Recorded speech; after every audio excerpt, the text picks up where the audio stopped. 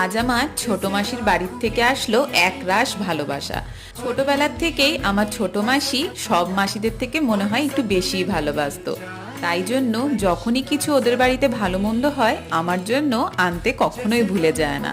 তাই মাসি নানান রকমের পিঠে এনেছিল আমার জন্য। তো আমি সব থেকে যে ভালো পিঠেটা খাই সেটা হলো এই পিঠেটা, এটার নাম তিলের পিঠে। এটা কেমন করে করে সেটা আমি হয়তো পুরোটা বলতে পারবো না, তবে তোমরা যদি জানতে চাও আমি অবশ্যই মাসির কাছ থেকে জেনে জানাবো। আর নানান রকমের পিঠে দেখে আমার তো এত খুশি হচ্ছিল, তো ভাবলাম তোমাদের সাথে একটু শেয়ার করি আজকে আমার ছোট মাসির বাড়ির থেকে কি কি পিঠে আমার মাসি পাঠিয়েছে। তো প্রথমেই বড় বড় কুলি পিঠে পাঠিয়েছিল, আর হলো পাটিসাপটা, সাজ পিঠে, আর দুধ পুলিও পাঠিয়েছিল, আর তিলের পিঠে যেটা আমি তোমাদের বললাম।